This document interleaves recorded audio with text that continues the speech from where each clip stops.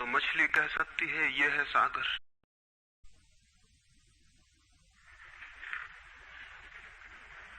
मेरे प्रिय आत्मन,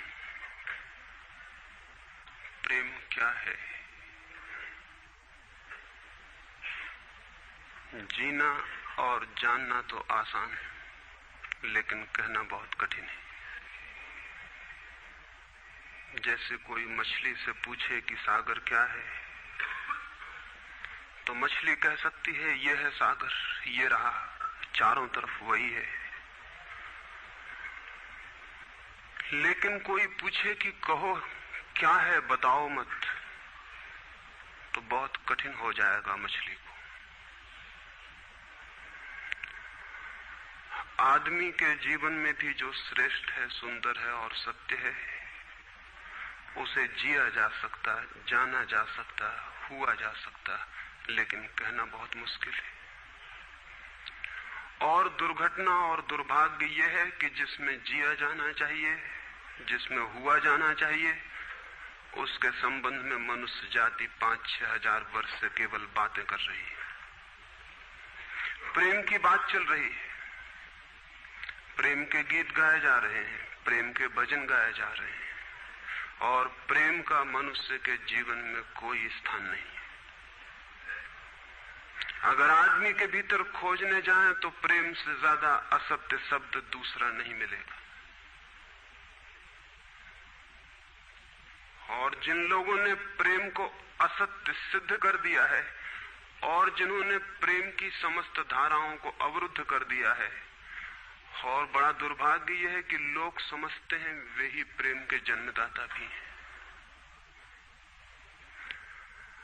धर्म प्रेम की बातें करता है, लेकिन आज तक जिस प्रकार का धर्म मनुष्य जाति के ऊपर दुर्भाग्य की भांति छाया हुआ है, उस धर्म ने ही मनुष्य के जीवन से प्रेम के सारे द्वार बंद कर दिए। और न इस संबंध में पूरब और पश्चिम में कोई फर्क है, न हिंदुस्तान में और न अमेरिका में कोई फर्क है। मनुष्य के जीवन में प्रेम की धारा प्रकट ही नहीं हो पाई, और नहीं हो पाई तो हम दोष देते हैं कि मनुष्य ही बुरा है, इसलिए नहीं प्रकट हो पाई। हम दोष देते हैं कि मन ही जहर है, इसलिए प्रकट नहीं हो पाई। मन जहर नहीं है, और जो लोग मन को जहर कहते रहे, उन्होंने ही प्रेम को जहरीला कर दिया, प्रेम को प्रकट नहीं होने दिया। मन जहर हो कैसे सकता है? इस जगत में कुछ भी जहर नहीं है। परमात्मा के सारे उपक्रम में कुछ भी विष नहीं है, सब अमृत है। लेकिन आदमी ने सारे अमृत को जहर कर लिया है, और इस जहर करने में शिक्षक, साधु, संत और तथाकथित धार्मिक लोगों का सबसे ज्यादा हाथ है। इस बात को थोड़ा समझ लेना जरूरी है, क्योंकि अगर ये बात दिखाई न पड़े तो मनुष्य के जीवन में कभी भी प्रेम भविष्य में भी नहीं हो सकेगा। क्योंकि जिन कारणों से प्रेम नहीं पैदा हो सका है, उन्हीं कारणों को हम प्रेम प्रकट करने के आधार और कारण बना रहे हैं।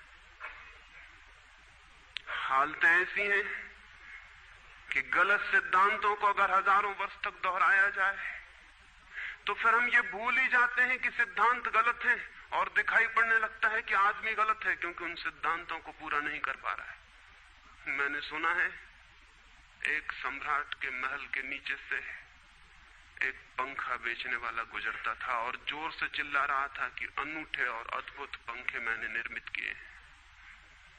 ऐसे पंखे कभी भी नहीं बनाए गए, ये पंखे कभी देखे भी नहीं गए हैं। सम्राट ने खिड़की से झांक के देखा कि कौन है जो अनूठे पंखे ले आया।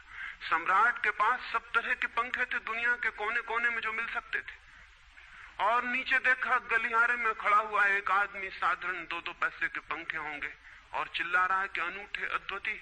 उस आदमी को ऊपर बुलाया और पूछा कि इन पंखों में क्या खूबी है, दाम क्या है इन पंखों के?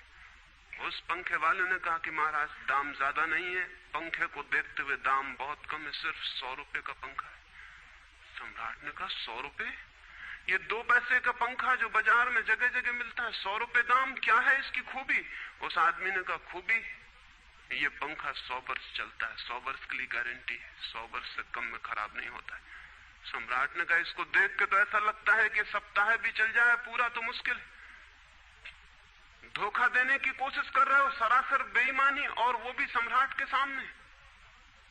उस आदमी ने कहा, आप मुझे भली भांति जानते हैं, इसी गलिहारे में रोज पंखे बेचता हूं, 100 रुपए दाम है इसके, और अगर 100 वर्ष न चले तो जिम्मेदार मैं हूं, रोज तो नीचे मौजूद होता हूं, और फिर आप सम्राट हैं, आपको धोखा देके जाऊंगा कहां? वो पंखा खरीद लिया गया। सम्राट को विश्वास तो न था, लेकिन आश्चर्य भी था कि यह आदमी सरासर झूठ बोल रहा है, किस बल पर बोल रहा है। पंखा 100 रुपए में खरीद लिया गया और उससे कहा कि 7वें दिन तुम उपस्थित हो जाना। 2-4 दिन में ही पंखे की डंडी बाहर निकल गई, 7वें दिन तो वो बिल्कुल मुर्दा हो गए। लेकिन सम्राट ने सोचा कि शायद पंखे वाला आएगा नहीं, लेकिन ठीक समय पर 7वें दिन वो पंखे वाला हाजिर हो गया। उसने कहा, कहो महाराज।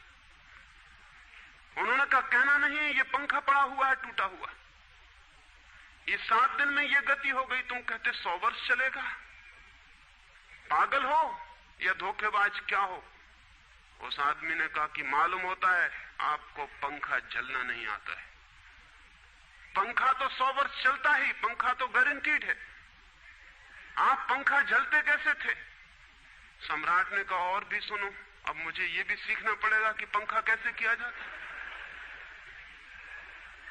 उस आदमी ने कहा, कृपा करके बताइए कि इस पंखे की गति 7 दिन में ऐसी कैसे बना दी आपने, किस भांति पंखा किया? सम्राट ने पंखा उठा के करके दिखाया कि इस भांति मैंने पंखा किया है।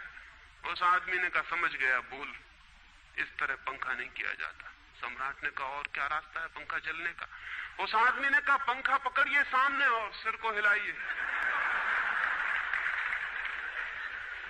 पंखा 100 वर्ष चलेगा, आप समाप्त हो जाएंगे, लेकिन पंखा बचेगा। पंखा गलत नहीं है, आपके जलने का ढंग गलत है। यह आदमी पैदा हुआ है 5-6 हजार या 10 हजार वर्ष की संस्कृति का, यह आदमी फल है, लेकिन संस्कृति गलत नहीं है, यह आदमी गलत है।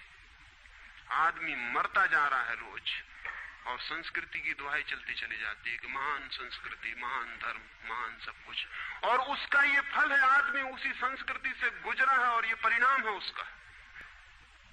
लेकिन नहीं, आदमी गलत है, और आदमी को बदलना चाहिए अपने को। और कोई कहने की हिम्मत नहीं उठाता कि कहीं ऐसा तो नहीं है कि 10,000 वर्षों में जो संस्कृति और धर्म आदमी को प्रेम से नहीं भर पाए, वो संस्कृति और धर्म गलत हो। और अगर 10,000 वर्षों में आदमी प्रेम से नहीं भर पाया, तो आगे कोई संभावना है इसी धर्म और इसी संस्कृति के आधार पर कि आदमी कभी प्रेम से भर जाए? 10,000 वर्षों में जो नहीं हो पाया, वो आगे भी 10,000 वर्षों में होने वाला नहीं है, क्योंकि आदमी यही है, कल भी यही होगा। आदमी हमेशा से यही है और हमेशा यही होगा। और संस्कृति और धर्म जिनके हम नारे दिए चले जाते हैं, संतों और महात्माओं की जिनकी दुहाइयां दिए चले जाते हैं, सोचने के लिए हम तैयार नहीं कि कहीं हमारा बुनियादी चिंतन की दिशा ही तो गलत नहीं है। मैं कहना चाहता हूं कि वो गलत है, और गलत सबूत है ये आदमी। और क्या सबूत होता है? एक बीज को हम बोएं और फल जहरीले और कड़वे हों, तो क्या सब सिद्ध होता है? सिद्ध होता है कि वो बीज जहरीला और कड़वा रहा होगा। हालांकि बीज में पता लगाना मुश्किल है कि उससे जो फल पैदा होंगे वो कड़वे पैदा होंगे। बीज में कुछ खोजबीन नहीं की जा सकती।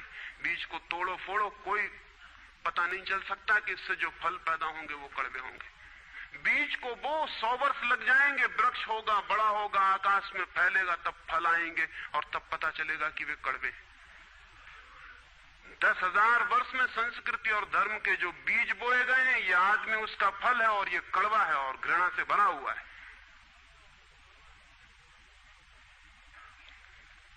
लेकिन उसी की दुहाई दिया चले जाते हैं हम, और सोचते हैं उससे प्रेम हो जाएगा। मैं आपसे कहना चाहता हूं उससे प्रेम नहीं हो सकता है, क्योंकि प्रेम के पैदा होने की जो बुनियादी संभावना है, धर्मों ने उसकी ही हत्या कर दी है और उसमें ही जहर घोल दिया है। मनुष्य से भी ज्यादा प्रेम पशुओं और पक्षियों में और पौधों में दिखाई पड़ता है, जिनके पास न कोई संस्कृति है न कोई धर्म है। संस्कृत और सुसंस्कृत और सभ्य मनुष्यों की बजाय असभ्य और जंगल के आदमी में ज्यादा प्रेम दिखाई पड़ता है, जिसके पास न कोई विकसित धर्म है, न कोई सभ्यता है, न कोई संस्कृति है। जितना आदमी सभ्य, सुसंस्कृत और तथाकथित धर्मों के प्रभाव में मंदिरों और चर्चों में प्रार्थना करने लगता, उतना ही प्रेम से शून्य क्यों होता चला जाता। जरूर कुछ कारण है, और दो कारणों पर मैं विचार करना चाहता हूं। अगर वे ख्याल में आ जाएं तो प्रेम के अवरुद्ध स्रोत टूट सकते हैं और प्रेम की गंगा बह सकती है। वह हर आदमी के भीतर है, उसे कहीं से लाना नहीं है। प्रेम कोई ऐसी बात नहीं है कि कहीं खोजने जाना है उसे, वो है, वो प्राणों की प्यास है हर एक के भीतर, वो प्राणों की सुगंध है प्रत्येक के भीतर, लेकिन चारों तरफ से परकोटा है उसके और वो प्रकट नहीं हो पाती। सब तरफ पत्थर की दीवार है और वो झरने नहीं फूट पाते। तो प्रेम की खोज और प्रेम की साधना कोई पॉजिटिव, कोई विधायक खोज और साधना नहीं है कि हम जाएं और कहीं प्रेम सीख लें। एक मूर्तिकार एक पत्थर को तोड़ रहा था, कोई देखने गया था कि मूर्ति कैसे बनाई जाती है। उसने देखा कि मूर्ति तो बिल्कुल नहीं बनाई जा रही, सिर्फ छेनी और हथौड़े से पत्थर तोड़ा जा रहा है। तो उस आदमी ने पूछा कि आप क्या कर रहे हैं, मूर्ति नहीं बनाएंगे? मैं तो मूर्ति का बनना देखने आया हूं, आप तो सिर्फ पत्थर तोड़ रहे हैं। उस मूर्तिकार ने कहा कि मूर्ति तो पत्थर के भीतर छिपी है, उसे बनाने की जरूरत नहीं है, सिर्फ उसके ऊपर जो व्यर्थ पत्थर जुड़ा है उसे अलग कर देने की जरूरत है और मूर्ति प्रकट हो जाएगी। मूर्ति बनाई नहीं जाती, मूर्ति सिर्फ आविष्कृत होती है, डिस्कवर होती है, अनावृत होती है, उघाड़ी जाती है। मनुष्य के भीतर प्रेम छिपा है, सिर्फ उघाड़ने की बात है, उसे पैदा करने का सवाल नहीं है, अनावृत करने की बात है। कुछ है जो हमने ऊपर से ओढ़ा हुआ है जो उसे प्रकट नहीं होने देता। एक चिकित्सक से जाके आप पूछें कि स्वास्थ्य क्या है, और दुनिया का कोई चिकित्सक नहीं बता सकता कि स्वास्थ्य क्या है। बड़े आश्चर्य की बात है, स्वास्थ्य पर ही तो सारा चिकित्सा शास्त्र खड़ा है, सारी मेडिकल साइंस खड़ी है, और कोई नहीं बता सकता कि स्वास्थ्य क्या है। लेकिन चिकित्सक से पूछें कि स्वास्थ्य क्या है तो वो कहेगा बीमारियों के बाबत हम बता सकते हैं कि बीमारियां क्या हैं, उनके लक्षण हमें पता है, एक एक बीमारी का अलग अलग परिभाषा हमें पता है। स्वास्थ्य का हमें कोई भी पता नहीं है। इतना हम कह सकते हैं कि जब कोई बीमारी नहीं होती तो जो होता है वो स्वास्थ्य है। स्वास्थ्य तो मनुष्य के भीतर छिपा है, इसलिए मनुष्य की परिभाषा के बाहर है। बीमारी बाहर से आती है, इसलिए बाहर से परिभाषा की जा सकती है। स्वास्थ्य भीतर से आता है, उसकी कोई परिभाषा नहीं की जा सकती। इतना ही हम कह सकते हैं कि बीमारियों का अभाव स्वास्थ्य है। लेकिन ये स्वास्थ्य की कहां परिभाषा हुई? स्वास्थ्य के संबंध में तो हमने कुछ भी ना कहा कि बीमारियां नहीं है तो बीमारियों के संबंध में कहा। सच ये है कि स्वास्थ्य पैदा नहीं करना होता, या तो छिप जाता है बीमारियों में, या बीमारियां हट जाती हैं तो प्रकट हो जाता है। स्वास्थ्य हम में है, स्वास्थ्य हमारा स्वभाव है। प्रेम हम में है, प्रेम हमारा स्वभाव है। इसलिए ये बात गलत है कि मनुष्य को समझाया जाए कि तुम प्रेम पैदा करो। सोचना यह है कि प्रेम पैदा क्यों नहीं हो पा रहा है, बाधा क्या है, अड़चन क्या है, कहां रुकावट डाल दी गई। अगर कोई भी रुकावट ना हो तो प्रेम प्रकट होगा ही। उसे सिखाने की और समझाने की कोई भी जरूरत नहीं है। अगर मनुष्य के ऊपर गलत संस्कृति और गलत संस्कार की धाराएं और बाधाएं न हो तो हर आदमी प्रेम को उपलब्ध होगा ही, ये अनिवार्यता है। प्रेम से कोई बच ही नहीं सकता, प्रेम स्वभाव है। गंगा बहती है हिमालय से, बहेगी गंगा, उसके प्राण है, उसके पास जल है, वो बहेगी और सागर को खोज ही लेगी। न किसी पुलिस वाले से पूछेगी, न किसी पुरोहित से पूछेगी कि सागर कहां है। देखा किसी गंगा को चौरस्ते पर खड़े होकर पूछते कि सागर कहां है? उसके प्राणों में है छिपी सागर की खोज और ऊर्जा है, तो पहाड़ तोड़ेगी, मैदान तोड़ेगी और पहुंच जाएगी सागर तक। सागर कितने ही दूर हो, कितना ही छिपा हो, खोज ही लेगी। और कोई रास्ता नहीं है, कोई गाइड बुक नहीं है कि जिससे पता लगा ले कि कहां से जाना है, लेकिन पहुंच जाती है। लेकिन बांध बांध दिए जाएं, चारों तरफ परकोटे उठा दिए जाएं, प्रकृति की बाधाओं को तोड़ के तो गंगा सागर तक पहुंच जाती है, लेकिन अगर आदमी की इंजीनियरिंग की बाधाएं खड़ी कर दी जाएं तो हो सकता है गंगा सागर तक न पहुंच पाए। ये भेद समझ लेना जरूरी है। प्रकृति की कोई भी बाधा असल में बाधा नहीं है, इसलिए गंगा सागर तक पहुंच जाती है, हिमालय को काट के पहुंच जाती है। लेकिन अगर आदमी इजाद करे, इंतजाम करे, तो गंगा को सागर तक नहीं भी पहुंचने दे सकता है। प्रकृति का तो एक सहयोग है, प्रकृति तो एक हार्मनी है। वहां जो बाधा भी दिखाई पड़ती है वो भी शायद शक्ति को जगाने के लिए चुनौती है। वहां जो विरोध भी दिखाई पड़ता है वो भी शायद भीतर प्राणों में जो छिपा है उसे प्रकट करने के लिए बुलावा है। वहां शायद कोई बाधा नहीं है। वहां हम बीज को दबाते हैं जमीन में, दिखाई पड़ता है कि जमीन की एक परत बीज के ऊपर पड़ी है, बाधा दे रही, लेकिन वो बाधा नहीं दे रही। अगर वो परत ना होगी तो बीज अंकुरित भी नहीं हो पाएगा। ऐसे दिखाई पड़ता है कि एक परत जमीन की बीज को नीचे दबा रही है, लेकिन वो परत दबा इसलिए रही है ताकि बीज दबे, गले और टूट जाए और अंकुर बन जाए। ऊपर से दिखाई पड़ता है वो जमीन बाधा दे रही, लेकिन वो जमीन मित्र है और सहयोग कर रही बीज को प्रकट करने में।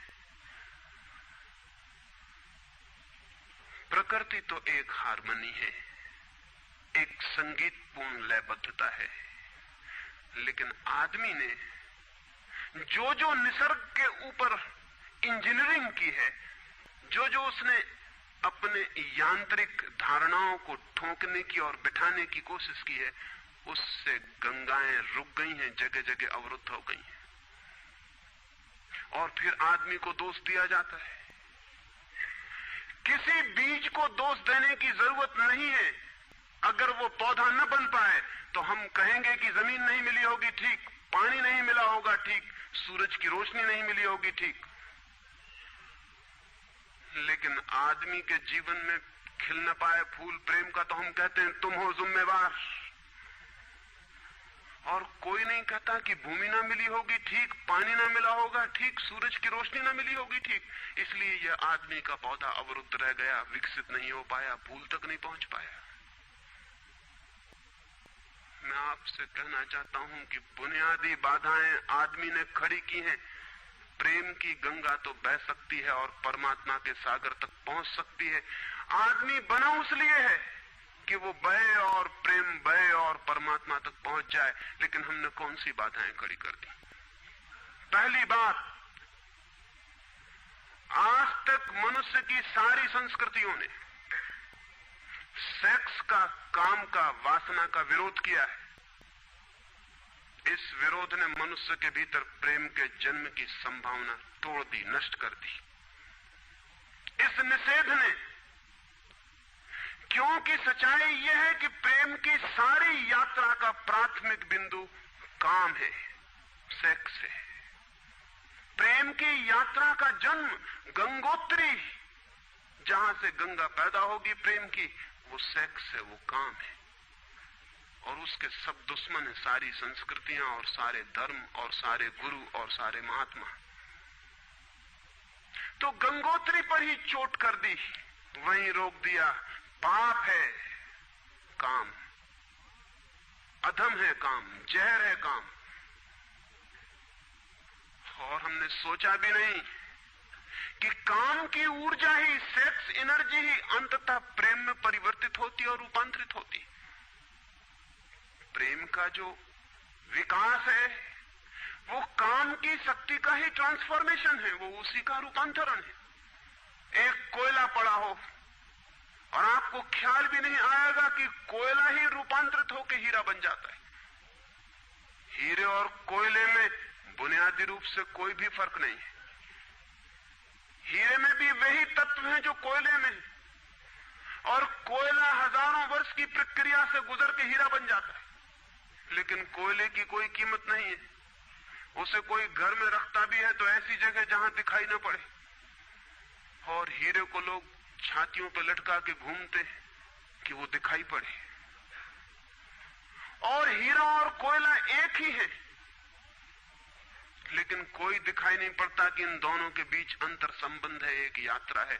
कोयले की शक्ति ही हीरा बनती है, और अगर आप कोयले के दुश्मन हो गए, जो कि हो जाना बिल्कुल आसान है क्योंकि कोयले में कुछ भी नहीं दिखाई पड़ता, तो हीरे के पैदा होने की संभावना भी समाप्त हो गई, क्योंकि कोयला ही हीरा बन सकता था।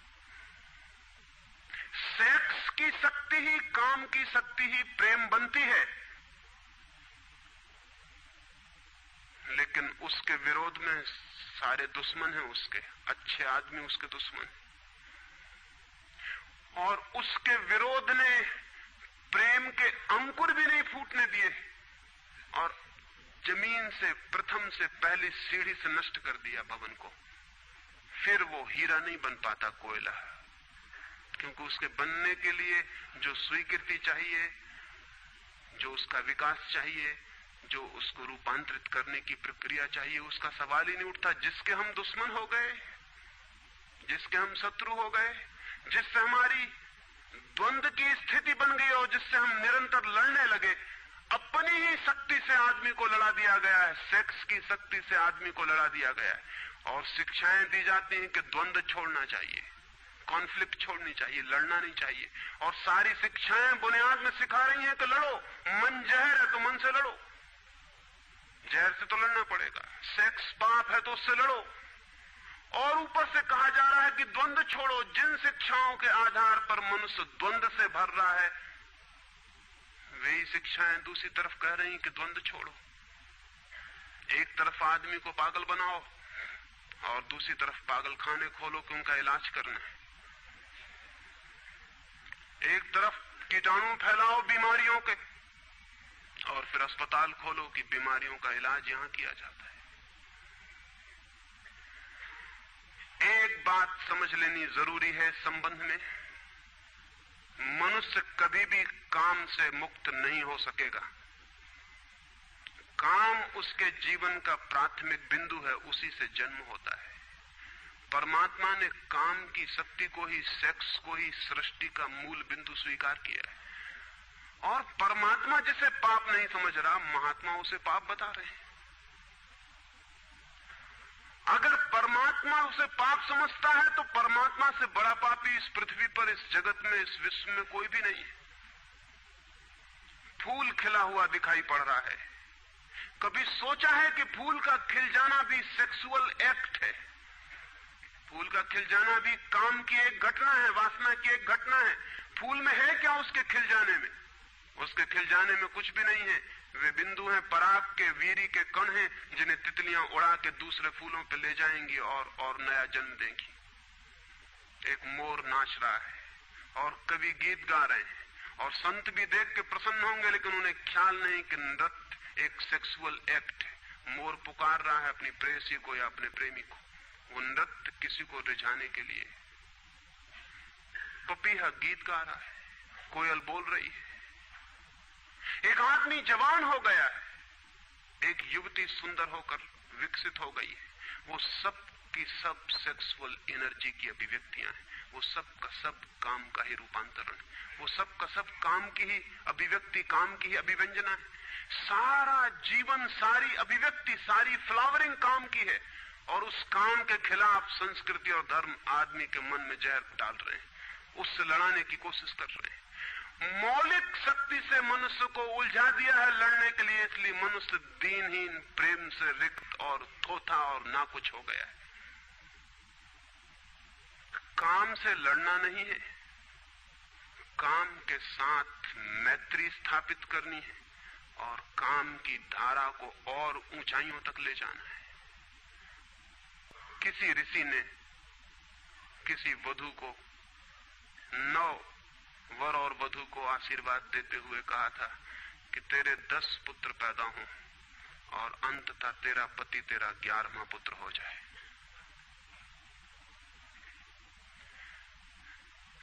वासना रूपांतरित हो तो पत्नी मां बन सकती है, वासना रूपांतरित हो तो काम प्रेम बन सकता है, लेकिन काम ही प्रेम बनता है। काम की ऊर्जा ही प्रेम की ऊर्जा में विकसित होती है, फलित होती है। लेकिन हमने मनुष्य को भर दिया है काम के विरोध में। इसका परिणाम यह हुआ कि प्रेम तो पैदा नहीं हो सका, क्योंकि वो तो आगे का विकास था, काम की स्वीकृति से आता। प्रेम तो विकसित नहीं हुआ और काम के विरोध में खड़े होने के कारण मनुष्य का चित्त ज्यादा से ज्यादा कामुक और सेक्सुअल होता चला गया। हमारे सारे गीत, हमारी सारी कविताएं, हमारे चित्र, हमारी पेंटिंग्स, हमारे मंदिर, हमारी मूर्तियां सब घूम फिर के सेक्स के आसपास केंद्रित हो गई। हमारा मन ही सेक्स के आसपास केंद्रित हो गया। इस जगत में कोई भी पशु मनुष्य की भांति सेक्सुअल नहीं है। मनुष्य 24 घंटे सेक्सुअल हो गया। उठते बैठते सोते जागते सेक्स ही सब कुछ हो गया। उसके प्राण में एक घाव हो गया, विरोध के कारण, दुश्मनी के कारण, शत्रुता के कारण। जो जीवन का मूल था उससे मुक्त तो हुआ नहीं जा सकता था, लेकिन उससे लड़ने की चेष्टा में सारा जीवन रुग्ण जरूर हो सकता था, वो रुग्ण हो गया है। और ये जो मनुष्य जाति इतनी ज्यादा कामुक दिखाई पड़ रही है, इसके पीछे तथाकथित धर्मों और संस्कृति का बुनियादी हाथ है। इसके पीछे बुरे लोगों का नहीं, सज्जनों और संतों का हाथ है। और जब तक मनुष्य जाति सज्जनों और संतों के इस अनाचार से मुक्त नहीं होती, तब तक प्रेम के विकास की कोई संभावना नहीं। मुझे एक घटना याद आती है। एक फकीर अपने घर से निकला था, किसी मित्र के पास मिलने जा रहा है। निकला है कि घोड़े पर उसका चढ़ा हुआ एक बचपन का दोस्त घर आके सामने खड़ा हो गया। उसने कहा कि दोस्त तुम घर पे रुको, वर्षों से प्रतीक्षा करता था कि तुम आओगे तो बैठेंगे और बात करेंगे, और दुर्भाग्य कि मुझे किसी मित्र से मिलने जाना है, मैं वचन दे चुका हूं तो मैं वहां जाऊंगा, घंटे भर में जल्दी से जल्दी लौट आऊंगा, तब तक तुम विश्राम करो। उसके मित्र ने कहा कि मुझे तो चैन नहीं है, अच्छा होगा कि मैं तुम्हारे साथ ही चला चलूं। लेकिन उसने कहा कि मेरे कपड़े सब गंदे हो गए धूल से रास्ते की, अगर तुम्हारे पास कुछ अच्छा कपड़ा हो तो मुझे दे दो, तो मैं डाल लूं और साथ हो जाऊं। निश्चित था उस फकीर के पास किसी सम्राट ने उसे एक बहुमूल्य कोट, एक पगड़ी और धोती भेंट की थी। उसने संभाल के रखी थी, कभी जरूरत पड़ेगी तो पहनूंगा। वो जरूरत नहीं आई थी, निकाल के ले आया। खुशी में मित्र ने जब पहन ली तब उसे थोड़ी ईर्ष्या पैदा हुई। मित्र ने पहन के तो मित्र सम्राट मालूम होने लगा। बहुमूल्य कोट था, पगड़ी थी, धोती थी, शानदार जूते थे, और उसके सामने वो फकीर बिल्कुल ही नौकर चाकर दीनहीन दिखाई पड़ने लगा। उसने सोचा है तो बड़ा मुश्किल हुआ है, तो बड़ा गलत हुआ। जिनके घर में ले जाऊंगा ध्यान इस पर जाएगा, मुझ पर किसी का भी ध्यान जाएगा नहीं। अपने ही कपड़े, और आज अपने ही कपड़ों के कारण मैं दीनहीन हो जाऊंगा। लेकिन बार बार मन को समझाया कि मैं फकीर हूं, आत्मा परमात्मा की बात करने वाला, क्या रखा है कोट में पगड़ी में, छोड़ो, पहने रहने तो कितना फर्क पड़ता है। लेकिन जितना समझाने की कोशिश की कि कोट पगड़ी में क्या रखा है, कोट पगड़ी ही उसके मन में घूमने लगी। मित्र दूसरी बात करने लगा, लेकिन वो भीतर तो, ऊपर तो कुछ और दूसरी बातें कर रहा है, लेकिन वहां उसका मन नहीं है, भीतर उसे बस कोट और पगड़ी। रास्ते पर जो भी आदमी देखता है उसको कोई भी नहीं देखता, मित्र की तरफ सबकी आंखें जाती हैं। वो बड़ा मुश्किल में पड़ गया कि तो आज अपनी भूल कर ली, अपने हाथ से भूल कर ली। जिनके घर जाना था वहां पहुंचा, जाके परिचय दिया कि मेरे मित्र हैं, जमाल, बचपन के दोस्त हैं, बहुत प्यारे आदमी हैं। और फिर अचानक अनजाने मुंह से निकल गया कि रह गए कपड़े सो कपड़े मेरे हैं। क्योंकि मित्र भी जिनके घर गए थे वो भी उसके कपड़ों को देख रहे थे, और भीतर उसके चल रहा था कोट पगड़ी, मेरी कोट पगड़ी, और उन्हीं की वजह से मैं परेशान हो रहा हूं। निकल गया मुंह से कि रह गए कपड़े, कपड़े मेरे।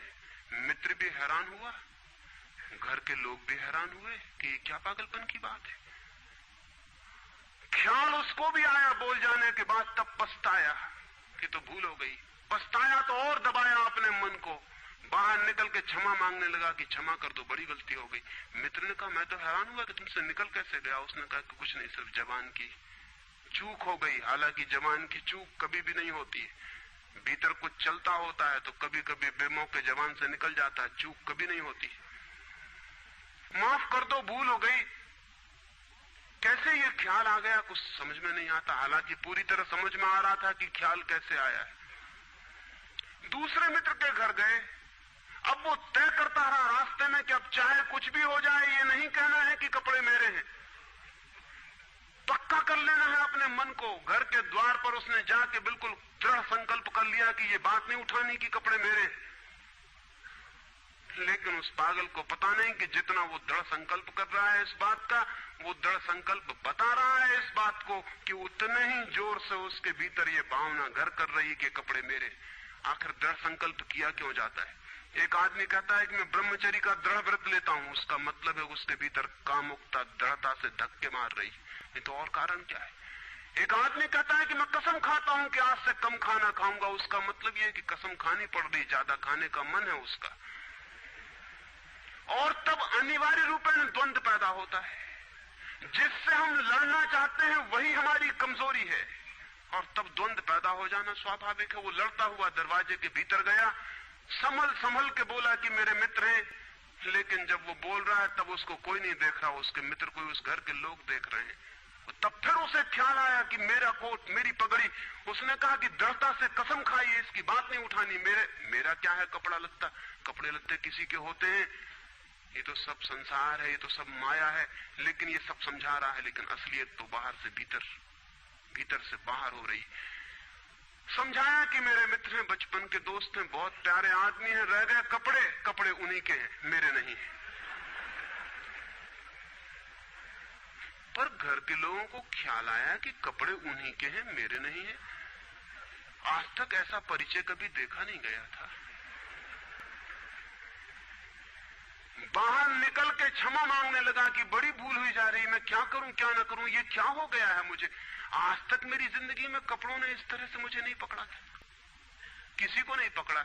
लेकिन अगर तरकीब उपयोग में करें तो कपड़े पकड़ ले सकते हैं।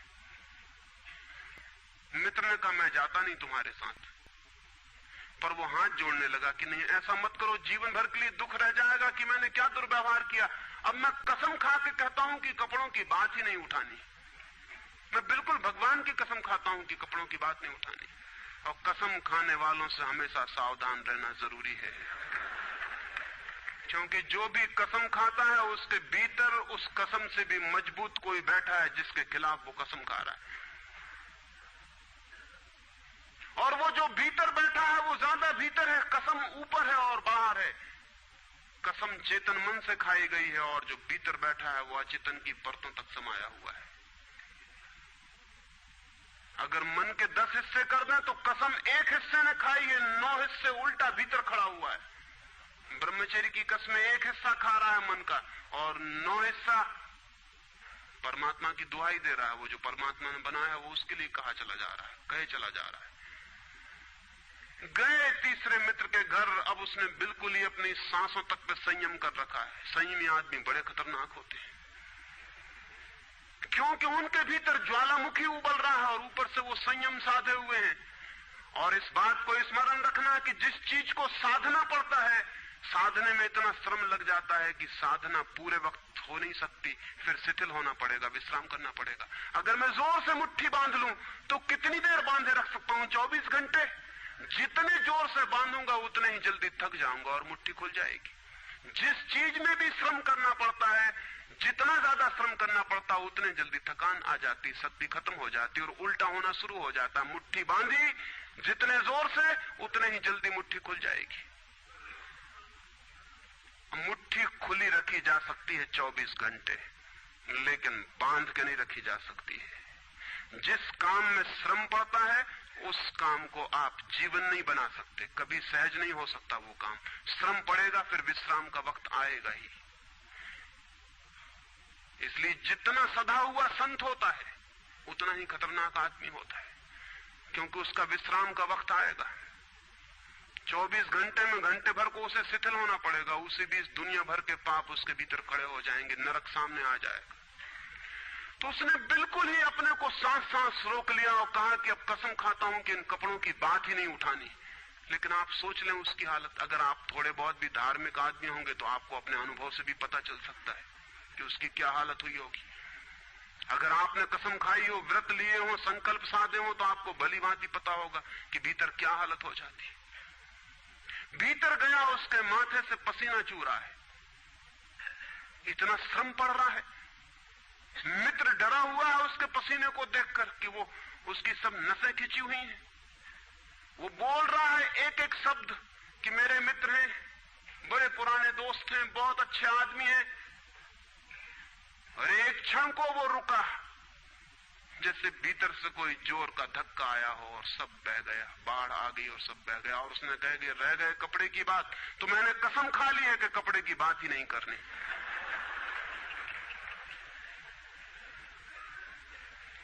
ये जो इस आदमी के साथ हुआ वो पूरी मनुष्य जाति के साथ सेक्स के संबंध में हो गया है। सेक्स को ऑब्सेशन बना दिया, सेक्स को रोग बना दिया, घाव बना दिया और सब विषाक्त कर दिया, सब विषाक्त कर दिया। छोटे छोटे बच्चों को समझाया जा रहा कि सेक्स पाप है, लड़कियों को समझाया जा रहा, लड़कों को समझाया जा रहा कि सेक्स पाप है। फिर ये लड़की जवान होगी, ये लड़का जवान होगा, इनकी शादियां होंगी और सेक्स की दुनिया शुरू होगी और इन दोनों के भीतर ये भाव है कि ये पाप है। और फिर कहा जाएगा स्त्री को कि पति को परमात्मा मान। जो पाप में ले जा रहा उसको परमात्मा कैसे माना जा सकता है? ये कैसे संभव है कि जो पाप में घसीट रहा है वो परमात्मा हो? और उस लड़के को कहा जाएगा, उस युवक को कहा जाएगा कि तेरी पत्नी है, तेरी साथनी है, तेरी संगी है। लेकिन जो नरक में ले जा रही, शास्त्रों में लिखा कि स्त्री नरक का द्वार है। ये नरक का द्वार, संगी और साथनी, ये मेरा आधा अंग, ये नरक की तरफ जाता हुआ आधा अंग मेरा, ये इसके साथ कौन सा सामंजस्य बन सकता है? सारे दुनिया का दाम्पत्य जीवन नष्ट किया है इस शिक्षा ने। और जब दंपति का जीवन नष्ट हो जाए तो प्रेम की कोई संभावना नहीं रही, क्योंकि जब पति और पत्नी प्रेम न कर सके एक दूसरे को, जो कि अत्यंत सहज और नैसर्गिक प्रेम है, तो फिर कौन और किसको प्रेम कर सकेगा? इस प्रेम को बढ़ाया जा सकता है कि पत्नी और पति का प्रेम इतना विकसित हो, इतना उदात्त हो, इतना ऊंचा बने कि धीरे धीरे बांध तोड़ दे और दूसरों तक फैल जाए। ये हो सकता है, लेकिन इसको समाप्त ही कर दिया जाए, तोड़ ही दिया जाए, विषाक्त कर दिया जाए तो फैलेगा क्या, बढ़ेगा क्या? रामानुज एक गांव में ठहरे थे और एक आदमी ने आके कहा कि मुझे परमात्मा को पाना है। तो उन्होंने कहा कि तूने कभी किसी को प्रेम किया है? उस आदमी ने कहा, इस झंझट में मैं कभी पड़ा ही नहीं, प्रेम वगैरह की झंझट मैंने की, मुझे तो परमात्मा को खोजना है। रामानुज ने कहा, तूने कभी झंझट ही नहीं की प्रेम की? उसने कहा, मैं बिल्कुल सच कहता हूं आपसे। और बेचारा ठीक ही कह रहा था, क्योंकि धर्म की दुनिया में प्रेम एक डिस्क्वालिफिकेशन, एक अयोग्यता है। तो उसने सोचा कि अगर मैं कहूं किसी को प्रेम किया तो वो कहेंगे अभी प्रेम प्रेम छोड़, ये राग वाग छोड़, अभी अगर पहले इन सबको छोड़ के आ तब इधर आना। तो उस बेचारे ने किया भी हो तो वो कहता गया कि मैंने नहीं किया, नहीं किया। ऐसा कौन आदमी होगा जिसने थोड़ा बहुत प्रेम नहीं किया हो? रामानुज ने तीसरी बार पूछा कि तू कुछ तो बता, थोड़ा बहुत भी, कभी भी किसी को? उसने कहा, माफ करिए, आप क्यों बात वही बात पूछे चले जा रहे हैं? मैंने प्रेम की तरफ आंख उठा के नहीं देखा, मुझे तो परमात्मा को खोजना है।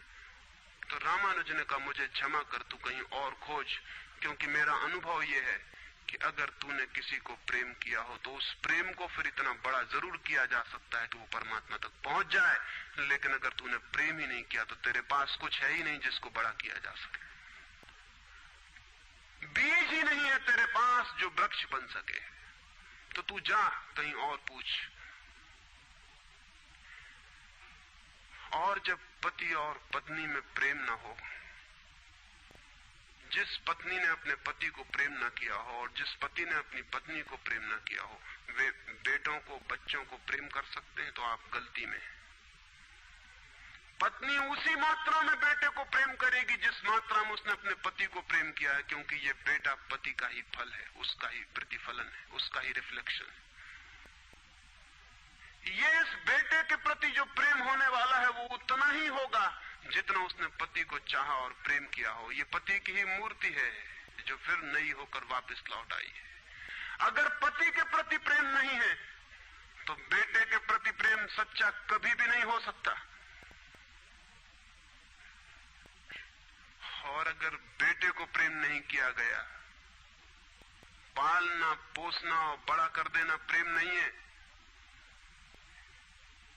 तो बेटा मां को कैसे प्रेम कर सकता है, बाप को कैसे प्रेम कर सकता है? वो जो यूनिट है जीवन का, परिवार, वो विषाक्त हो गया है सेक्स को दूषित कहने से, कंडेम करने से, निंदित करने से। और परिवार ही फैलकर पूरा जगत है, पूरा विश्व है। और फिर हम कहते हैं कि प्रेम बिल्कुल दिखाई नहीं पड़ता। प्रेम कैसे दिखाई पड़ेगा? हालांकि हर आदमी कहता है कि मैं प्रेम करता हूं, मां कहती है, पत्नी कहती है, बाप कहता है, भाई कहता है, बहन कहती है, मित्र कहते हैं कि हम प्रेम करते हैं।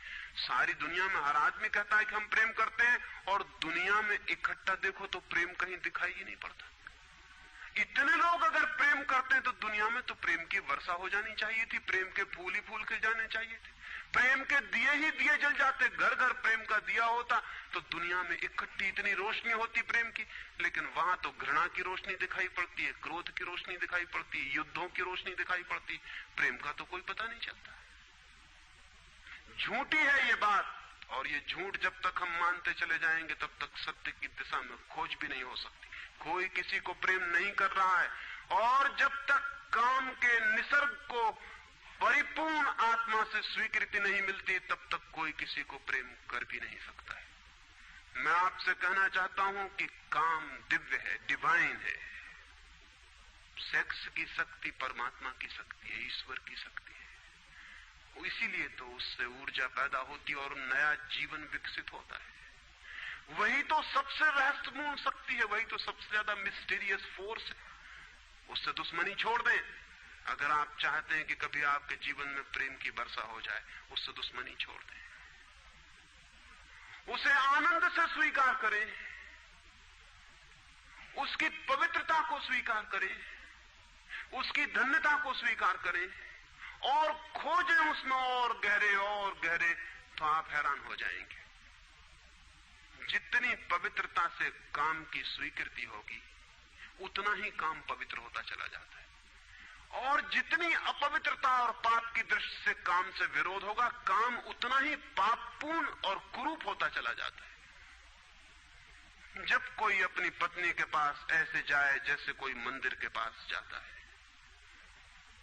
जब कोई पत्नी अपने पति के पास ऐसे जाए जैसे सच में कोई परमात्मा के पास जाता है, क्योंकि जब दो प्रेमी काम से निकट आते हैं, जब वे संभोग से गुजरते हैं, तब सच में ही वे परमात्मा के मंदिर के निकट से गुजर रहे हैं। वहीं परमात्मा काम कर रहा है उनकी उस निकटता में, वहीं परमात्मा की सृजन शक्ति काम कर रही है।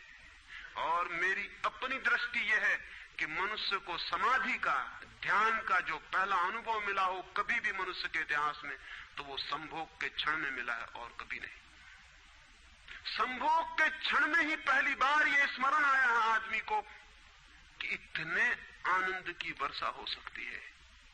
और जिन्होंने सोचा, जिन्होंने मेडिटेट किया, जिन लोगों ने काम के संबंध पर और मैथुन पर चिंतन किया और ध्यान किया, उन्हें यह दिखाई पड़ा कि काम के क्षण में, मैथुन के क्षण में, संभोग के क्षण में मन विचारों से शून्य हो जाता है। एक क्षण को मन के सारे विचार रुक जाते हैं, और वो विचारों का रुक जाना और वो मन का ठहर जाना ही आनंद की वर्षा का कारण होता है। तब उन्हें सीक्रेट मिल गया, राज मिल गया कि अगर मन को विचारों से मुक्त किया जा सके किसी और विधि से भी, तो भी इतना ही आनंद मिल सकता है। और तब समाधि और योग की सारी व्यवस्थाएं विकसित हुई, जिनमें ध्यान और सामायिक और मेडिटेशन और प्रेयर, इनकी सारी व्यवस्थाएं विकसित हुई। इन सब के मूल में संभोग का अनुभव है। और फिर मनुष्य को अनुभव हुआ कि बिना संभोग में जाए भी चित्त शून्य हो सकता है, और जो रस की अनुभूति संभोग में हुई थी वो बिना संभोग के भी बरस सकती है। फिर संभोग क्षणिक हो सकता है, क्योंकि शक्ति और ऊर्जा का वो निकास और बहाव है, लेकिन ध्यान सतत हो सकता है। तो मैं आपसे कहना चाहता हूं कि एक युगल संभोग के क्षण में जिस आनंद को अनुभव करता है, एक योगी 24 घंटे उस आनंद को अनुभव करने लगता है। लेकिन इन दोनों आनंदों में बुनियादी विरोध नहीं है, और इसलिए जिन्होंने कहा कि विषयानंद और ब्रह्मानंद भाई भाई हैं, उन्होंने जरूर सत्य कहा है। वे सहोदर हैं, एक ही उदर से पैदा हुए हैं, एक ही अनुभव से विकसित हुए, उन्होंने निश्चित ही सत्य कहा है।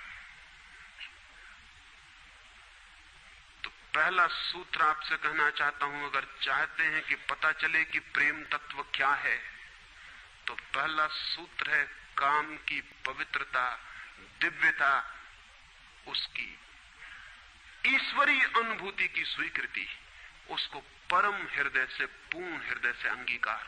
और आप हैरान हो जाएंगे, जितने परिपूर्ण हृदय से काम की स्वीकृति होगी, उतने ही आप काम से मुक्त होते चले जाएंगे। जितना अस्वीकार होता है, उतने ही हम बंधते हैं, जैसा वो फकीर कपड़ों से बंध गया। जितना स्वीकार होता है, उतने हम मुक्त होते हैं। अगर परिपूर्ण स्वीकार है, टोटल एक्सेप्टेबिलिटी है जीवन का जो निसर्ग है उसकी, तो आप पाएंगे कि वो परिपूर्ण स्वीकृति को मैं आस्तिकता कहता हूं। वही आस्तिकता व्यक्ति को मुक्त करती है। नास्तिक में उनको कहता हूं जो जीवन के निसर्ग का अस्वीकार करते हैं, निषेध करते हैं। ये बुरा है, ये पाप है, ये विष है, ये छोड़ो, ये छोड़ो, ये छोड़ो। जो छोड़ने की बातें कर रहे हैं वे ही नास्तिक हैं। जीवन जैसा है उसे स्वीकार करो और जियो उसकी परिपूर्णता में। वही परिपूर्णता रोज रोज सीढ़ियां सीढ़ियां ऊपर उठाती जाती, वही स्वीकृति मनुष्य को ऊपर ले जाती, और एक दिन उसके दर्शन होते हैं जिसका काम में पता भी नहीं चलता था। काम अगर कोयला था तो एक दिन हीरा भी प्रकट होता है प्रेम का। तो पहला सूत्र यह है। दूसरा सूत्र आपसे कहना चाहता हूं, और वो दूसरा सूत्र भी संस्कृति ने और आज तक की सभ्यता ने और धर्मों ने हमारे भीतर मजबूत किया है। दूसरा सूत्र भी स्मरणीय है, क्योंकि पहला सूत्र तो काम की ऊर्जा को प्रेम बना देगा, और दूसरा सूत्र द्वार की तरह रोके हुए है उस ऊर्जा को बहने से, वो बह नहीं पाएगी। वो दूसरा सूत्र है मनुष्य का ये भाव कि मैं हूं, ईगो, उसका अहंकार कि मैं हूं। बुरे लोग तो कहते ही हैं कि मैं हूं, अच्छे लोग और जोर से कहते हैं कि मैं हूं, और मुझे स्वर्ग जाना है और मोक्ष जाना है और मुझे ये करना है और मुझे वो करना है। लेकिन वो मैं खड़ा हुआ है वहां भीतर। और जिस आदमी का मैं जितना मजबूत है, उतना ही उस आदमी की सामर्थ्य दूसरे से संयुक्त हो जाने की कम हो जाती, क्योंकि मैं एक दीवार है, एक घोषणा है कि मैं हूं। मैं की घोषणा कह देती है तुम हो, मैं हूं, दोनों के बीच फासला है। फिर मैं कितना ही प्रेम करूं और आपको अपनी छाती से लगा लूं, लेकिन फिर भी हम दो हैं। छातियां कितनी ही निकट आ जाएं, फिर भी बीच में फासला है। मैं हूं, तुम हो। इसलिए निकटतम अनुभव भी निकट नहीं ला पाते। शरीर पास बैठ जाते हैं, आदमी दूर दूर बने रह जाते हैं। जब तक भीतर मैं बैठा हुआ है, तब तक दूसरे का भाव नष्ट नहीं होता। शास्त्र ने कहीं एक अद्भुत वचन कहा है कि दी अदर इज हेल, वो जो दूसरा है वही नरक है। लेकिन शास्त्र ने ये नहीं कहा कि why the other is other, वो दूसरा क्यों है। वो दूसरा इसलिए है कि मैं हूं, और जब तक मैं हूं तब तक दुनिया में हर चीज दूसरी है, अन्य है, भिन्न है। और जब तक भिन्नता है तब तक प्रेम का अनुभव नहीं हो सकता। प्रेम है एकात्म का अनुभव। प्रेम है इस बात का अनुभव कि गिर गई दीवार और दो ऊर्जाएं मिल गई और संयुक्त हो गई। प्रेम है इस बात का अनुभव कि एक व्यक्ति और दूसरे व्यक्ति की सारी दीवारें गिर गईं और प्राण संयुक्त हुए, मिले और एक हो गए।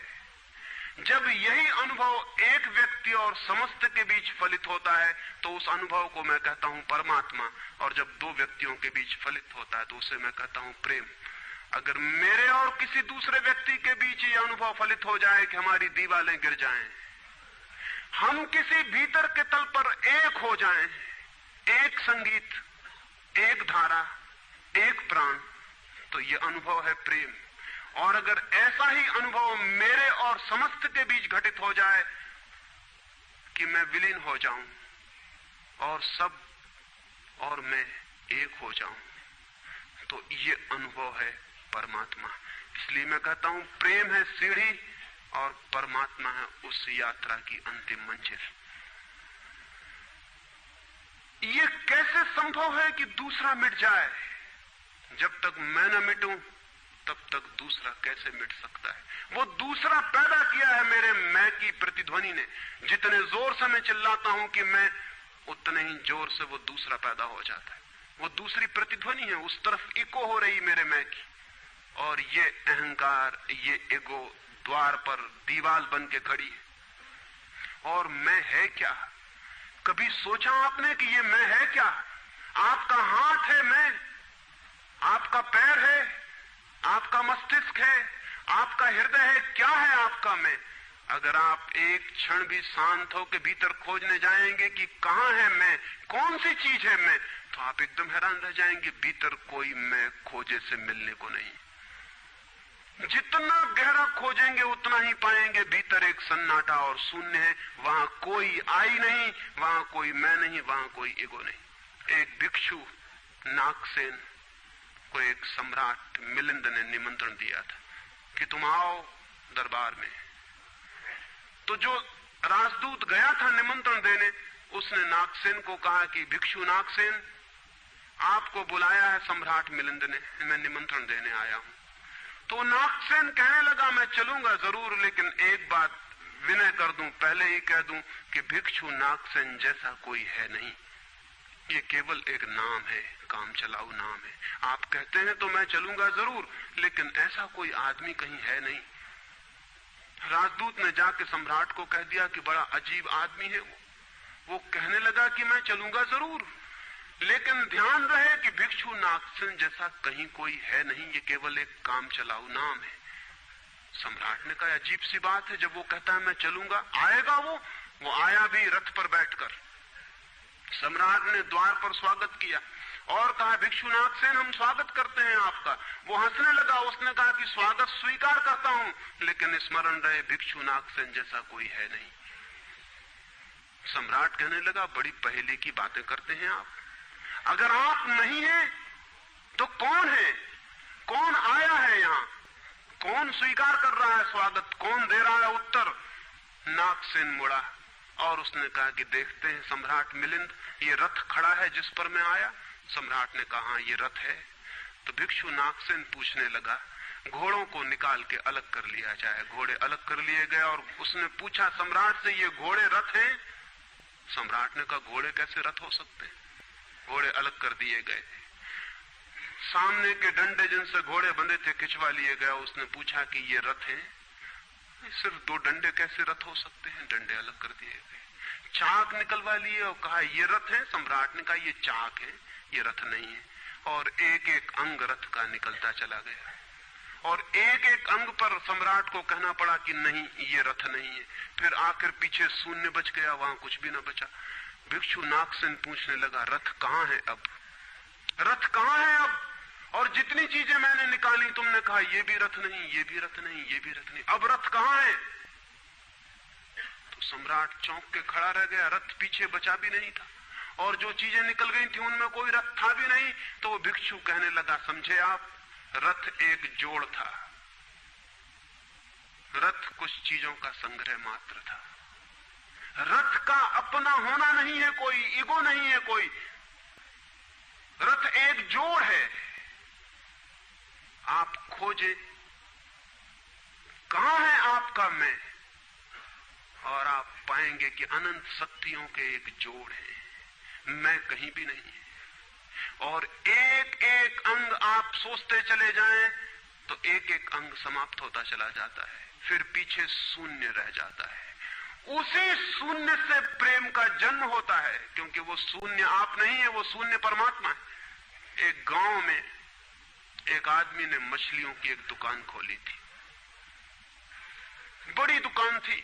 उस गांव में पहली दुकान थी, तो उसने एक बहुत खूबसूरत तख्ती बनवाई और उस पर लिखाया फ्रेश फिश सोल्ड हियर, यहां ताजी मछलियां बेची जाती।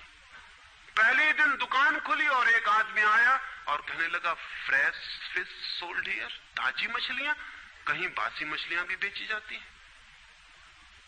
ताजी लिखने की क्या जरूरत? दुकानदार ने सोचा कि बात तो ठीक है, इससे और व्यर्थ बासे का भी ख्याल पैदा होता है। उसने फ्रेश अलग कर दिया, ताजा अलग कर दिया। तख्ती रह गई फिश सोल्ड हियर, मछलियां बेची जाती हैं, मछलियां यहां बेची जाती। दूसरे दिन एक बूढ़ी औरत आई और उसने कहा कि मछलियां यहां बेची जाती हैं, सोल्ड हियर, कहीं और कहीं भी बेचते हो? उस आदमी ने कहा ये हियर बिल्कुल फिजूल है। उसने तख्ती पर एक शब्द और अलग कर दिया, रह गया फिश सोल्ड। तीसरे दिन एक आदमी आया, वो कहने लगा फिश सोल्ड, मछलियां बेची जाती हैं, मुफ्त भी देते हो क्या? आदमी ने कहा ये सोल्ड भी बेकार। उस सोल्ड को भी अलग कर दिया। अब रह गई वहां तख्ती फिश।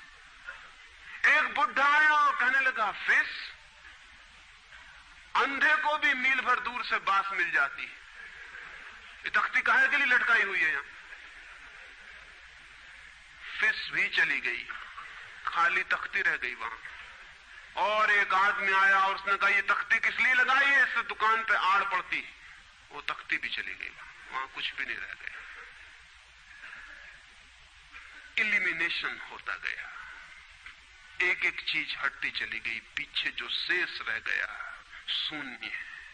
उस शून्य से प्रेम का जन्म होता है, क्योंकि उस शून्य में दूसरे के शून्य से मिलने की क्षमता है। सिर्फ शून्य ही शून्य से मिल सकता है और कोई नहीं। दो शून्य मिल सकते हैं, दो व्यक्ति नहीं, दो इंडिविजुअल नहीं मिल सकते, दो वैक्यूम, दो एम्प्टीनेस मिल सकते हैं, क्योंकि बाधा आप कोई भी नहीं, शून्य की कोई दीवार नहीं होती और हर चीज की दीवार होती है।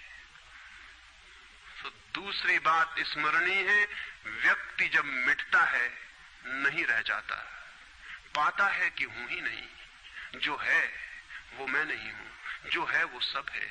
तब द्वार गिरता है, दीवार टूटती है और तब वो गंगा बहती है जो भीतर छिपी है और तैयार है। वो शून्य की प्रतीक्षा कर रही कि कोई शून्य हो जाए तो उससे बह उठूं।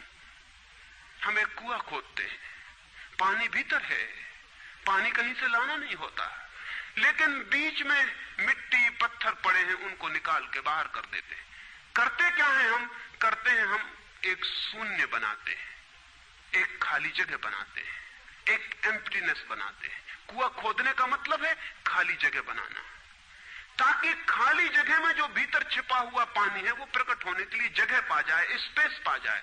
वो भीतर है, उसको जगह चाहिए प्रकट होने को, जगह नहीं मिल रही, भरा हुआ है कुआं मिट्टी पत्थर से। मिट्टी पत्थर हमने अलग कर दिए, वो पानी उबल के बाहर आ गया। आदमी के भीतर प्रेम भरा हुआ है, स्पेस चाहिए, जगह चाहिए जहां वो प्रकट हो जाए। और हम भरे हुए हैं अपने मैं से। हर आदमी चिल्लाया चला जा रहा है मैं, और स्मरण रखें जब तक आपकी आत्मा चिल्लाती है मैं, तब तक आप मिट्टी पत्थर से भरे हुए कुएं हैं। आपके कुएं में प्रेम के झरने नहीं फूटेंगे, नहीं फूट सकते। मैंने सुना है एक बहुत पुराना वृक्ष था, आकाश में सम्राट की तरह उसके हाथ फैले हुए थे। उस पर फूल आते थे तो दूर दूर से पक्षी सुगंध लेने आते हैं, उस पर फल लगते थे तो तितलियां उड़ती। उसकी छाया, उसके फैले हाथ, हवाओं में उसका वो खड़ा रूप आकाश में बड़ा सुंदर था। एक छोटा बच्चा उसकी छाया में रोज खेलने आता था। उस बड़े वृक्ष को उस छोटे बच्चे से प्रेम हो गया। बड़ों को छोटों से प्रेम हो सकता है, अगर बड़ों को पता ना हो कि हम बड़े हैं। वृक्ष को कोई पता नहीं था कि मैं बड़ा हूं, ये पता सिर्फ आदमी को होता है, इसलिए उसका प्रेम हो गया। अहंकार हमेशा अपने से बड़ों को प्रेम करने की कोशिश करता है। अहंकार हमेशा अपने से बड़ों से संबंध जोड़ता है। प्रेम के लिए कोई बड़ा छोटा नहीं, जो आ जाए उसी से संबंध जुड़ जाता है। वो एक छोटा सा बच्चा खेलता आता था उस वृक्ष के पास, उस वृक्ष का उससे प्रेम हो गया। लेकिन वृक्ष की शाखाएं ऊपर थी, बच्चा छोटा था, तो वृक्ष अपनी शाखाएं उसके लिए नीचे झुका था ताकि वो फल तोड़ सके, फूल तोड़ सके। प्रेम हमेशा झुकने को राजी है, अहंकार कभी भी झुकने को राजी नहीं।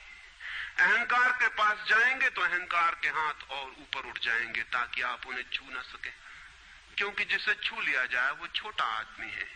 जिसे न छुआ जा सके, दूर सिंहासन पर दिल्ली में हो, वो आदमी बड़ा आदमी है।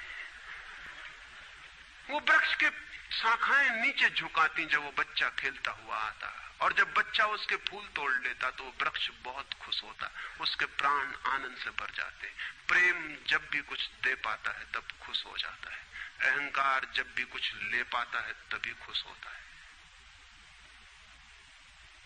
फिर वो बच्चा बड़ा होने लगा, वो कभी उसकी छाया में सोता, कभी उसके फल खाता, कभी उसके फूलों का ताज बना के पहनता और जंगल का सम्राट हो जाता है। प्रेम के फूल जिसके पास भी बरसते हैं वही सम्राट हो जाता है, और जहां भी अहंकार गिरता है वहीं सब अंधकार हो जाता है, आदमी दीन और दरिद्र हो जाता है। वो लड़का फूलों का ताज पहनता और नाचता, और वृक्ष बहुत खुश होता, उसके प्राण आनंद से भर जाते, हवाएं सनसनाती और वो गीत गाता। फिर लड़का और बड़ा हुआ, वो वृक्ष के ऊपर भी चढ़ने लगा, उसकी शाखाओं से झूलने भी लगा, वो उसकी शाखाओं पर विश्राम भी करता, और वृक्ष बहुत आनंदित होता। प्रेम आनंदित होता है जब प्रेम किसी के लिए छाया बन जाता है। अहंकार आनंदित होता है जब किसी की छाया छीन लेता है। लेकिन लड़का बड़ा होता चला गया, दिन बढ़ते चले गए। जब लड़का बड़ा हो गया तो उसे और दूसरे काम भी दुनिया में आ गए, महत्वाकांक्षाएं आ गई, उसे परीक्षाएं पास करनी थी, उसे मित्रों को जीतना था। वो फिर कभी कभी आता, कभी नहीं भी आता, लेकिन वृक्ष उसकी प्रतीक्षा करता कि वो आए, वो आए। उसके सारे प्राण पुकारते कि आओ आओ। प्रेम निरंतर प्रतीक्षा करता है कि आओ आओ। प्रेम एक प्रतीक्षा है, एक अवेटिंग है, लेकिन वो कभी आता कभी नहीं आता, तो वृक्ष उदास हो जाता है। प्रेम की एक ही उदासी है, जब वो बांट नहीं पाता तो उदास हो जाता है, जब वो दे नहीं पाता तो उदास हो जाता है। और प्रेम की एक ही धन्यता है कि जब वो बांट देता है, लुटा देता है, तो आनंदित हो जाता है। फिर लड़का और बड़ा होता चला गया, और वृक्ष के पास आने के दिन कम होते चले गए। जो आदमी जितना बड़ा होता चला जाता है महत्वाकांक्षा के जगत में, प्रेम के निकट आने की सुविधा उतनी ही कम होती चली जाती है। उस लड़के की एम्बिशन, महत्वाकांक्षा बढ़ रही थी, कहां वृक्ष, कहां जाना। फिर एक दिन वहां से निकलता था तो वृक्ष ने उसे कहा, सुनो। हवाओं में उसकी आवाज गूंजी कि सुनो, तुम आते नहीं, मैं प्रतीक्षा करता हूं, मैं तुम्हारे लिए प्रतीक्षा, राह करता हूं, राह देखता हूं, बाट जोता हूं। उस लड़के ने कहा, क्या है तुम्हारे पास जो मैं आऊं? मुझे रुपए चाहिए। हमेशा अहंकार पूछता है कि क्या है तुम्हारे पास जो मैं आऊं। अहंकार मांगता है कि कुछ हो तो मैं आऊं, न कुछ हो तो आने की कोई जरूरत नहीं। अहंकार एक प्रयोजन है, एक पर्पस है। प्रयोजन पूरा होता हो तो मैं आऊं, अगर कोई प्रयोजन न हो तो आने की जरूरत क्या है। और प्रेम निष्प्रयोजन है, प्रेम का कोई प्रयोजन नहीं। प्रेम अपने में ही अपना प्रयोजन है, वो बिल्कुल पर्पसलेस है। वृक्ष तो चौंक गया, उसने कहा कि तुम तभी आओगे जब मैं कुछ तुम्हें दे सकूं। मैं तुम्हें सब दे सकता हूं, क्योंकि प्रेम कुछ भी रोकना नहीं चाहता। जो रोक ले वो प्रेम नहीं है। अहंकार रोकता है, प्रेम तो बेशर्त दे देता। लेकिन रुपए मेरे पास नहीं है। ये रुपए तो सिर्फ आदमी की इजाद है, वृक्षों ने ये बीमारी नहीं पाली है। उस वृक्ष ने कहा, इसलिए तो हम इतने आनंदित होते हैं, इतने फूल खिलते हैं, इतने फल लगते हैं, इतनी बड़ी छाया होती है, हम इतना नाचते हैं आकाश में, हम इतने गीत गाते हैं, पक्षी हम पर आते हैं और संगीत का कलरव करते हैं, क्योंकि हमारे पास रुपए नहीं है। जिस दिन हमारे पास भी रुपए हो जाएंगे, हम भी आदमी जैसे दीनहीन मंदिरों में बैठ के सुनेंगे कि शांति कैसे पाई जाए, प्रेम कैसा पाया जाए। नहीं, हमारे पास रुपए नहीं है। तो उसने कहा फिर मैं क्या हूं तुम्हारे पास? जहां रुपए हैं मुझे वहां जाना पड़ेगा, मुझे रुपयों की जरूरत है। अहंकार रुपया मांगता है, क्योंकि रुपया शक्ति है, अहंकार शक्ति मांगता है। उस वृक्ष ने बहुत सोचा, फिर उसे ख्याल आया तो तुम एक काम करो, मेरे सारे फलों को तोड़ के ले जाओ और बेच दो तो शायद रुपए मिल जाएं। और उस लड़के को भी ख्याल आया, वो चढ़ा और उसने सारे फल तोड़ डाले, कच्चे भी गिरा डाले, शाखाएं भी टूटी, पत्ते भी टूटे, लेकिन वृक्ष बहुत खुश हुआ, बहुत आनंदित हुआ। टूट के भी प्रेम आनंदित होता है, अहंकार पाके भी आनंदित नहीं होता, पाके भी दुखी होता है। और वो लड़के ने तो धन्यवाद भी नहीं दिया पीछे लौटकर, लेकिन उस वृक्ष को पता भी नहीं चला, उसे तो धन्यवाद मिल गया इसी में कि उसने उसके प्रेम को स्वीकार किया और उसके फलों को ले गया और बाजार में बेचा। लेकिन फिर वो बहुत दिनों तक नहीं आया। उसके पास रुपए थे और रुपयों से रुपए पैदा करने की वो कोशिश में लग गया था, वो भूल गया। वर्ष बीत गए और वृक्ष उदास है और उसके प्राणों में रस बह रहा है कि वो आए उसका प्रेमी और उसके रस को ले जाए, जैसे किसी माँ के स्तन में दूध भरा हो और उसका बेटा खो गया हो और उसके सारे प्राण तड़प रहे हो कि उसका बेटा कहाँ है, जिसे वो खोजे, जो उसे हल्का कर दे, निर्भर कर दे। ऐसे वो वृक्ष के प्राण पीड़ित होने लगे कि वो आए आए आए, उसकी सारी आवाज यही गूंजने लगी कि आओ। बहुत दिनों बाद वो आया, वो लड़का तो प्रौढ़ हो गया था। वृक्ष ने उससे कहा कि आओ मेरे पास, मेरे आलिंगन में आओ। उसने कहा छोड़ो ये बकवास, ये बचपन की बातें हैं। अहंकार प्रेम को पागलपन समझता है, बचपन की बातें समझता है। उस वृक्ष ने कहा आओ मेरी डालियों से झूलो, नाचो। उसने कहा छोड़ो ये फिजूल की बातें, मुझे एक मकान बनाना है। मकान दे सकते हो तुम? वृक्ष ने कहा मकान? हम तो बिना मकान के ही रहते हैं, मकान में तो सिर्फ आदमी रहता है। दुनिया में और कोई मकान में नहीं रहता, सिर्फ आदमी रहता है। सो देखते हो आदमी की हालत, मकान में रहने वाले आदमी की हालत। उसके मकान जितने बड़े होते जाते हैं, आदमी उतना छोटा होता चला जाता। हम तो बिना मकान के रहते हैं। लेकिन एक बात हो सकती है कि तुम मेरी शाखाओं को काट के ले जाओ तो शायद तुम मकान बना लो। और वो प्रौढ़ कुल्हाड़ी लेकर आ गया और उसने उस वृक्ष की शाखाएं काट डाली।